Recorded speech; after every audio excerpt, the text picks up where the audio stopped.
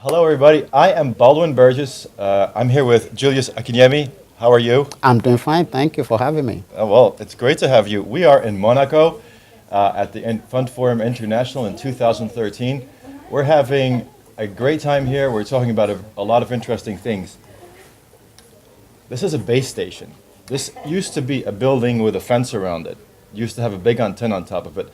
But Julius, you brought one of these in your backpack to the Yes. FundForum just to show us how mobile is really penetrating Africa, right? Correct. Correct. Now, Julius, you are an entrepreneur in residence at MIT. Yes. That's a cool title. What is an entrepreneur in residence anyway? Well, most people probably know MIT, and MIT is a big place, and one of the prominent labs at MIT is the MIT Media Lab. Where we believe innovation is a way of life, and a lot of creativity from the Media Lab. And what an entrepreneur in residence at the Media Lab means is I get to do my thing, which is fun. Meaning I started the project and I get to base that project at the Media Lab where you have a lot of technology capabilities. I've co-invented a few things at the lab, so it's a collaboration thing. So I'm You're from Nigeria, right? I am from Nigeria. That is the land of 100 million entrepreneurs. So That's correct. They should call you the entrepreneur in residence there. Well, we tend to be everywhere sometimes, Absolutely. but entrepreneurial based. And more because I think your topic that you just discussed and you moderate your panel, it is about technology and how it's taking a hold in the developing markets. Yes. And I think it's amazing because the transformative power of this is when people in developing countries can have more of a view on how we live in the developed world, that Right. shifts expectations, doesn't it? Absolutely. It does shift expectation because, again, as I mentioned in that discussion, there's this restriction and this seclusion of communities.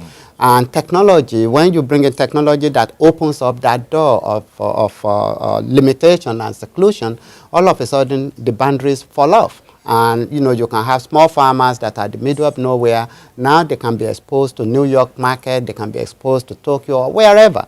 But technology is breaking that isolation boundary. Right. And it's giving us a huge opportunity in a land that has so much to offer, but yet has been restricted due to lack of exposure.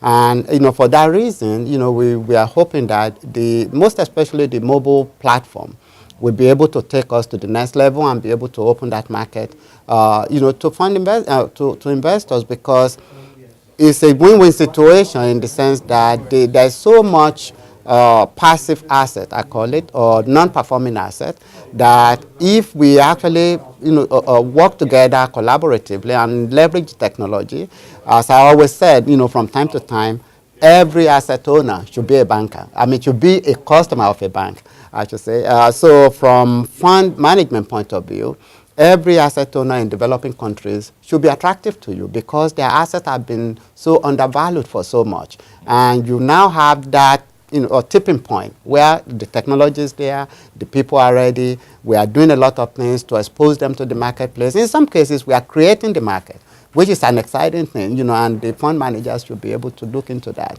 And I'm sure that the take-up is really good because, I mean, over here, you graduate, you go to school, you have a job. Yes. It's supposed to be like that, but I think in Africa, mostly, people by definition are all entrepreneurs, so the take-on Yes. is very good. What also really struck to me is, from your presentation, is you're tackling another problem too. There is a degree of illiteracy. Yes. And so you're giving these people a way to interact as well, right? So what you're Exactly. doing is you're recognizing the voice. I think you're translating that, you're turning that into text, and then you're Right. using that as data, right? Exactly. So the whole idea, which is still in the works, is that today everybody is familiar with the M-Pesa, where we use voice as text in order to do things. But that's only based on text. But the next phase is to be able to actually transform that from voice to text to transaction. So voice recognition, but in a native language that will allow local people that are illiterate and they are not exposed to the current market environment, we will be able to use their local native language and their voice recognition algorithm and be able to actually take that into a financial transaction level, which I think would be quite exciting, because that's something that has never been done, at least not so far. Amazing. big ideas at the FundForum International. Julius comes in here, way too much to talk about, but we have attention span, right? Hey, thank you very much. It is a pleasure. I really found your session. I learned so much there. It Thank you. gave me a lot of things to think about. So Thank you. Thank you. It's a pleasure. It's nice to be here. thanks.